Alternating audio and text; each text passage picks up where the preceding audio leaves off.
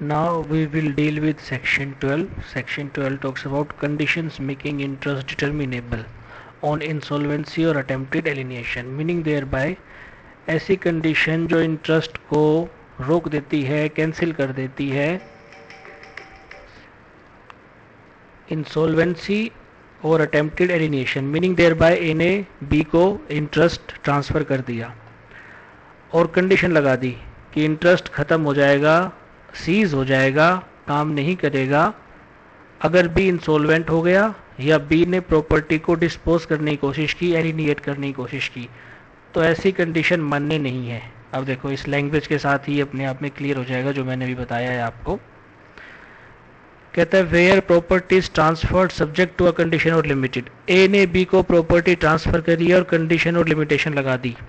Making any interest therein reserved और given to और for the benefit of any person, तो जो property ए ने बी को ट्रांसफर की है उसमें जो इंटरेस्ट ट्रांसफर हुआ है उसको रिजर्व कर दिया है, ओके, गिवन टू और for the benefit of any person, जो रिजर्व रहेगा वो कब आगे बढ़ेगा, कब जाएगा, subject to condition and limitation. तो वो कह रहा है कि ए ने बी को प्रॉपर्टी ट्रांसफर कर दी और कंडीशन लगा दी कि जो ये इंटरेस्ट है जैसे ही तुम इंसॉल्वेंट हो गए या तुम प्रॉपर्टी को डिस्पोज ऑफ ट्रांसफर या इसको बेचने की कोशिश करोगे, तुम्हारा इंटरेस्ट वहीं सीज हो जाएगा।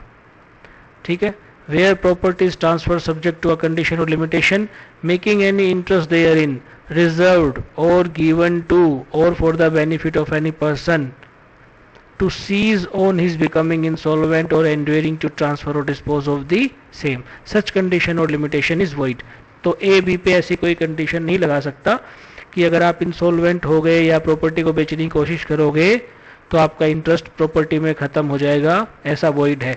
लेकिन एक्सेप्शन क्या है, लीज, लीज की एक्सेप्शन है, बेनिफिट फॉर द लेजर और दोज क्लेमिंग अंडर हिम, तो उसमें वो रेस्ट्रिक्शन लगा सकता है। 13, 14, 15, 16 ध्यान से इसको एक बार देखो तो ये एक बार में ही समझ में आ जाएंगे, नहीं तो कंफ्यूजन हो सकती है। पर सेक्शन लैंग्वेज टेक्निकल है पर इजी है। आओ देखो बेरेक्ट की लैंग्वेज और नॉर्मल लैंग्वेज से भी करेंगे। 13 बात करते हैं transfer for the benefit of unborn person. Unborn person वो व्यक्ति जो अभी इस ग्रह पर आया ही नहीं है, ठीक है, उसके हित के लिए, उसके बेनिफिट के लिए कोई प्रॉपर्टी अगर रिजर्व करना चाहे, उसको प्रॉपर्टी ट्रांसफर करना चाहे तो कैसे करेगा। ऐसे व्यक्ति को प्रॉपर्टी ट्रांसफर हो रही है जो भी इस ग्रह पर आया ही नहीं है। ठीक है भाई, देखो कैसे कर सकते हैं ऐसा। ये है ए, ये प्रॉपर्टी को यूबी में निहित करना चाहता है, ट्रांसफर करना चाहता है, तो अब ये ऐसा कैसे करेगा। ठीक है, इसके लिए इसको क्या करना पड़ेगा, लाइफ इंटरेस्ट क्रिएट करने पड़ेंगे, जिसको limited estate, life estate, life interest सब सिनोनिम के तरीके से ये टर्म्स यूज होती है। वो लाइफ इंटरेस्ट करेगा कि भाई प्रॉपर्टी बी के पास रहेगी जब तक बी जिंदा है, जब बी मर जाएगा तो प्रॉपर्टी सी के पास जाएगी, जब सी मर जाएगा तो डी के पास जाएगी, जब डी मर जाएगा और अनबोर्न उस टाइम रहा तो प्रॉपर्टी अनबोर्न के पास चली जाएगी। ये बात है जो कर सकते हैं। अब यहाँ पर बी सी डी की जगह बी और सी भी हो सकता है, सिर्फ बी भी हो सकता है, बी सी डी ई भी हो सकता है। ये डिपेंड करता है ए के ऊपर कि भाई वो कैसे करना चाहते हैं डीड को, डीड मतलब डॉक्यूमेंट, ट्रांसफर डॉक्यूमेंट को कैसे बनाना चाहते हैं। पर ये पूरा एक ही ट्रांसफर होगा, एक ही डॉक्यूमेंट होगा ये। अब अगर वो कोशिश करते हैं कि अनबोर्न वन UB1 इसके पास जाएगी, लाइफ इंटरेस्ट रहेगा, और इसके बाद अनबोर्न 2 के पास जाएगी, तो भैया ऐसा नहीं कर सकते। सेक्शन 13 भी मना करता है और 14 की इंटरप्रिटेशन भी थोड़ी ऐसी आती है। आओ अब देखते हैं लैंग्वेज, बेरेक्ट की लैंग्वेज के साथ इसको मैप करते हैं। 13 कहता है where on a transfer of property, जहाँ किसी प्रॉपर्टी के ट्रांसफर पर एक इंटरेस्ट क्रिएट किया गया है for the benefit of a person not in existence at the date of transfer. A ने बी को प्रॉपर्टी आज ट्रांसफर करी है, ये डॉक्यूमेंट बनाया है और ये व्यक्ति अभी ग्रह पर आया ही नहीं है। सपोज करो ए, ये बी सी डी ए के बेटे हैं और ये चाह रहा है कि डी के बेटे के पास जाए, जो कि अभी है ही नहीं। ठीक है, डी की अभी शादी भी नहीं हुई, ये भी हो सकता है। पर उसने एक इंटरेस्ट बना दिया, एक चैनल बना दिया कि इसके पास ये प्रॉपर्टी जाएगी। तो इसी प्रकार से कोई भी हो सकता है ये अनबोर्न। ए है, बी सी डी मान लो इसके नेफ्यू हैं, इसके भाई है, इसके बेटे हैं, कोई भी कंडीशन हो सकती है। तो कह रहा है interest there is created for the benefit of a person not in existence at the date of transfer. इसके इंटरेस्ट में, ठीक है, इसके बेनिफिट के लिए इसने इंटरेस्ट क्रिएट कर दिया है और ये व्यक्ति आज एग्जिस्टेंस में है ही नहीं। अब ये इंटरेस्ट कैसे क्रिएट किया है? Subject to prior interest created by same transfer. ये पूरी एक ही ट्रांसफर डीड है और सब्जेक्ट टू प्रायर इंटरेस्ट, ये हो गए भैया prior interest B C D. तो ये कहता है कि the interest created for the benefit of such person shall not take effect. जो ये अनबोर्न वन है ये कब तक पूरा नहीं होगा ट्रांसफर, जब तक कि प्रॉपर्टी जो ए की है वो पूरी की पूरी रिमेनिंग इंटरेस्ट जो है वो बी के इसके पास नहीं आ जाता। अगर UB1 के पास लाइफ इंटरेस्ट है और UB2 के पास जा रही है तो ये इनवैलिड है। तो जो ये शब्द है unless it extend to the whole of remaining interest, इसका मतलब UB के पास इसके पास ही रहना चाहिए तभी वैलिड होगा, नहीं तो वैलिड नहीं होगा। यही चीज यहाँ पर कही गई है। एक्चुअली पर्पस इतनी सारी इनकंसिस्टेंसी के साथ प्रॉपर्टी ना चलती रहे आगे, क्योंकि यहाँ पर कहीं भी एब्सोल्यूट इंटरेस्ट तो जा ही नहीं रहा है। और अगर इसको एब्सोल्यूट इंटरेस्ट दे भी रहे हैं तो रूल अगेंस्ट अनबोर्न इसको मना करता है और रूल अगेंस्ट परपेचुइटी भी इंटरप्रिटेशन देता है। लेकिन 15-16 को हम इसकी एक्सेप्शन भी देख सकते हैं, इसके साथ ही कोलेट्रल देख सकते हैं भी करेंगे 15-16 को। पहले 14 देखते हैं, 14 क्या कहता है भैया। 14 बात करता है रूल ऑफ डबल पॉसिबिलिटी की। विटबी वर्सेस मिचेल के केस में ये रूल आया था, वही रूल यहाँ पर सिमिलर तरीके से इनकॉर्पोरेट किया गया। ऑलमोस्ट सेम चीज इस सेक्शन में कही गई है और ये भी इन्हीं चीज के इसी लाइन पे बात करता है। देखो लैंग्वेज कहता है no transfer of property can operate. कोई भी ट्रांसफर ऑफ प्रॉपर्टी है वो ऑपरेट नहीं होगा, ऑपरेटिव नहीं होगा। सेक्शन 8 बात करता है ऑपरेशन ऑफ ट्रांसफर की, उसको इसके माध्यम से भी समझा जा सकता है और उसकी इंडिपेंडेंट एग्जिस्टेंस तो है ही है। तो कहता है no transfer of property can operate to create an interest which is to take effect. ठीक है, कोई भी ट्रांसफर ऑफ प्रॉपर्टी मान्य नहीं होगा, ठीक है, टू क्रिएट एन इंटरेस्ट। तो इस ट्रांसफर ऑफ प्रॉपर्टी में एक इंटरेस्ट क्रिएट हो रहा है और वो मान्य नहीं होगा। क्यों मान्य नहीं होगा? क्योंकि this interest is to take effect after life time of one और more person living at the date of such transfer. B C D इन सब की लाइफ टाइम के बाद होगा, ये सब आज जिंदा है। फिर minority of some person who shall be in existence at the expiration of that period, means minority of some person UB1 की माइनॉरिटी के दौरान who shall be in existence at the expiry of that period. जब ये जो ऊपर वाला ये जो लिविंग जो लाइफ टाइम में इंटरेस्ट क्रिएट किया गया है, जब ये टाइम खत्म होगा, जब डी मरेगा, जब डी स्वर्ग लोक को सिधारेंगे, पर लोग सिधारेंगे, उस समय पर ये अनबोर्न एग्जिस्टेंस में होना चाहिए। तो अगर उस टाइम ये एग्जिस्टेंस में आ गया और इसके पास सिर्फ माइनॉरिटी तक ये प्रॉपर्टी है और उसके बाद ये property to whom if he full attains full age interest created is to belong, और ये प्रॉपर्टी फिर अगर आगे जाएगी तो ऐसा रूल अगेंस्ट परपेचुइटी माना जाएगा और इसको मान्यता नहीं दी जाएगी। पर्पस ये है कि आप इसको इनिशियल लेवल पे ही रोक दो और किसी न किसी के पास एब्सोल्यूट इंटरेस्ट होना चाहिए और इंटरेस्ट ना चलता जाए। सेक्शन 14 टिपिकल बात ऐसी नहीं कर रहा है कि यहाँ एब्सोल्यूट इंटरेस्ट है, वो बस ये कर रहा है कि अनबोर्न के पास है, फिर किसी और अनबोर्न को भी उसने उसी लाइन में रखा हुआ, उसके पास प्रॉपर्टी है और प्रॉपर्टी आगे चलती जा रही है। किसी के पास भी एब्सोल्यूट इंटरेस्ट नहीं है कि प्रॉपर्टी को डिस्पोज ऑफ करे या एलिनिएट करे, ऐसा नहीं होना चाहिए। प्रॉपर्टी अनंत काल तक स्वामीहीन नहीं होनी चाहिए। स्वामीहीन इन द सेंस कि एब्सोल्यूट इंटरेस्ट नहीं है किसी के पास भी, अल्टीमेट ओनर एब्सोल्यूट ओनर कोई भी नहीं है। ये rule of double possibility Whitby versus Mitchell में भी यही उनको इंटरेस्ट दे दिया कोर्ट ने, कहा नहीं भैया इनवैलिड, उसी के बेसिस पर ये बनाया गया है। और ट्रांसफर टू अनबोर्न में भी यही कंडीशन लगाई गई है, वो नहीं चाहते कि इस तरीके से प्रॉपर्टी आगे बढ़ती रहे। पर 15 और 16 है जो थोड़ा इसी के ऊपर प्रकाश डालते हैं, अच्छे सेक्शन है, वो भी अभी कवर करते हैं। अब पहले देख लेते हैं सेक्शन 14 की एक्सेप्शन क्या है। वो है सेक्शन 18। सेक्शन 17 में वो अप्लाई नहीं होगा कि इस कंडीशन में when transfer of property for the benefit of public public के बेनिफिट के लिए है। कौन कौन से पब्लिक के बेनिफिट हो रहे हैं? Advancement of religion, knowledge, commerce, health, safety और any other object beneficial to mankind. अगर उसके लिए प्रॉपर्टी को ट्रांसफ़र किया जा रहा है परपेचुअल तरीके से तो वहाँ पर वो अलाउड होगा, सेक्शन 14 अप्लाई नहीं होगा, उस ट्रांसफ़र को इनवैलिड घोषित नहीं किया जाएगा। अब देखो भाई, ये जो कंडीशन है ये 13 के साथ लगती है, रूल अगेन ये ट्रांसफ़र टू अनबोर्न में। कंडीशन क्या है? अनबोर्न एग्जिस्टेंस में नहीं है, वोम में नहीं है, और डी स्वर्गलोक सिधार गए। अब जरा एक बार भैया यहाँ देख लो, जो डी है, कहाँ गए डी?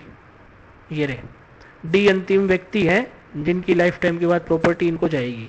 अच्छा, एक चीज और यहाँ बता देता हूँ, मान लो बी के पास प्रॉपर्टी है, सी स्वर्गलोक से धार गए, पर डी है, तो एग्रीमेंट ट्रांसफर वैलिड रहेगा, सी की जगह प्रॉपर्टी सीधी डी को चली जाएगी। ऐसा नहीं है कि ट्रांसफर खत्म हो जाएगा। तो अब यहाँ पर ये चीज ध्यान से देख लो, अंतिम व्यक्ति है डी। तो अगर जो अनबोर्न है वो एग्जिस्टेंस में नहीं है, वो में नहीं है, और डी पर लोग सिधार जाते हैं, तो जो प्रॉपर्टी है वो ए के पास या उसके लीगल रिप्रेजेंटेटिव के पास चली जाएगी, वापस मुड़ जाएगी।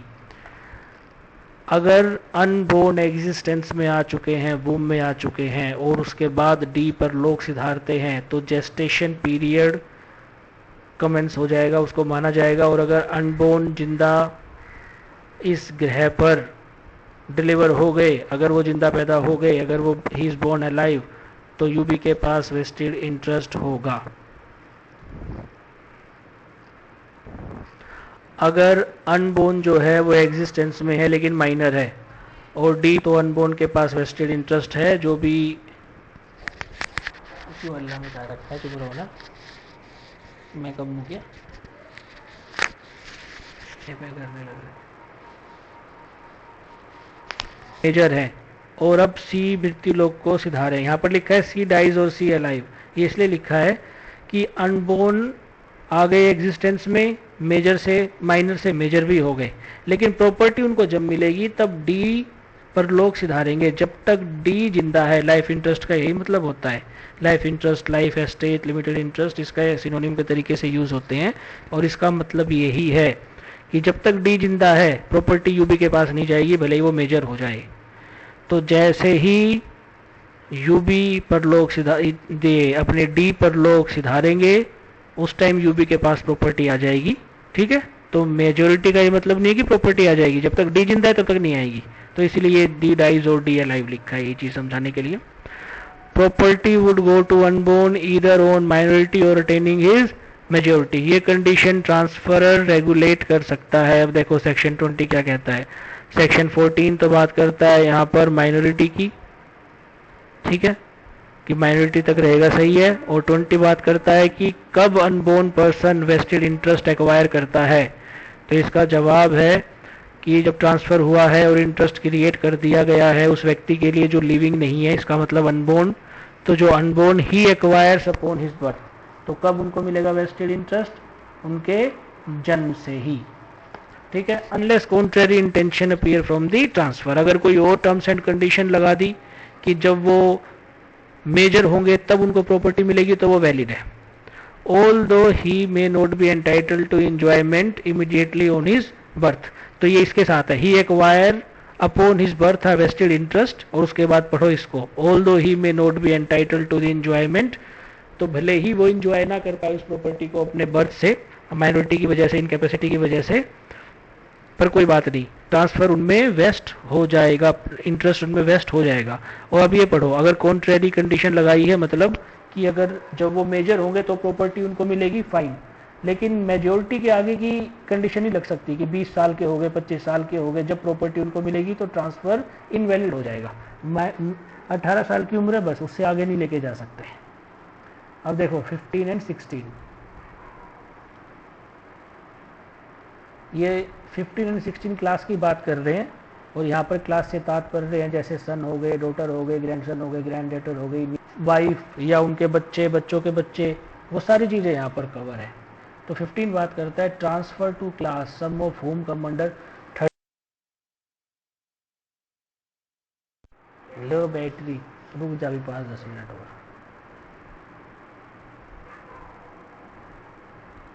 Transfer to class some of whom common. तो जैसे बी सी डी में जो इंटरेस्ट रखा था वो प्रायर इंटरेस्ट था, अगर वो फेल हो जाए तो क्या होगा, और प्रॉपर्टी जिनको ट्रांसफर की जा रही है अगर 13 और 14 की कंडीशन में आ जाए तो क्या होगा। मेनली दोनों सेक्शन कवर करते हैं कि अगर ट्रांसफर 13 और 14 के होराइजन में अम्ब्रेला में आता है तो उसकी क्या वैलिडिटी होगी।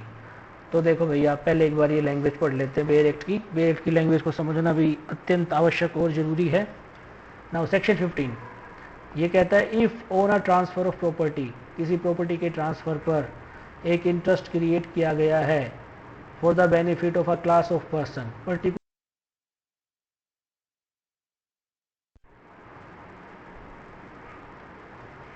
इतनी बची हुई है, 10% बची हुई है ना, अभी चलने दे यार। तो सिर्फ उसी व्यक्ति के लिए वो रूल फेल माना जाएगा, ना कि पूरी क्लास के लिए, बाकी लोगों के लिए वैलिड होगा। अब देखो इलस्ट्रेशन के थ्रू समझाता हूँ ये कहना क्या चाह रहा है।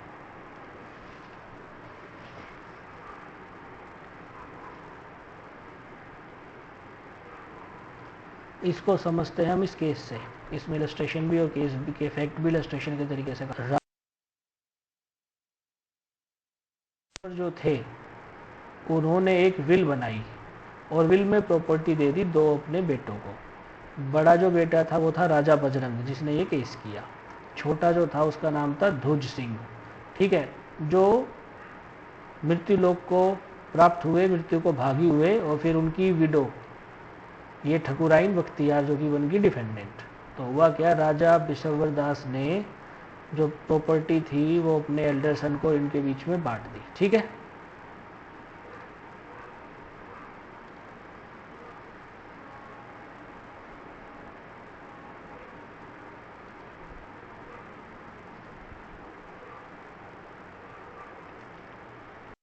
डिस्पोज नहीं कर सकते, एलिनिएट नहीं कर सकते, प्रॉपर्टी को ट्रांसफर नहीं कर सकते, और ये प्रॉपर्टी उनकी मेंटेनेंस के लिए है, उनकी विडो, उनके सन, और जो कोई भी जिंदा रहेगा, जो भी आखिरी हियर है जो जिंदा होगा, तब तक ये प्रॉपर्टी उनकी मेंटेनेंस के लिए यूज होगी। और जिस दिन कोई भी वारिस, कोई भी लीगल हेयर ध्वज का नहीं बचा, उस दिन ये प्रॉपर्टी वापस एस्टेट में मिल जाएगी, जो बची हुई एस्टेट है, जो कि ओबियसली बजरंग के पास रहेगी। तो अब जो बजरंग थे उन्होंने कहा कि भाई जो ध्वज सिंह थे उनके पास सिर्फ लाइफ इंटरेस्ट था प्रॉपर्टी में, और जबकि अब वो मर चुके हैं तो टर्मिनेशन, उनकी लाइफ की टर्मिनेशन के बाद जो प्रॉपर्टी है वो वापस मुझे ही मिलनी चाहिए। ध्वज सिंह के कोई हियर नहीं थे, ठीक है, सिवाय उनकी वाइफ के। ये इनका सवाल था। तो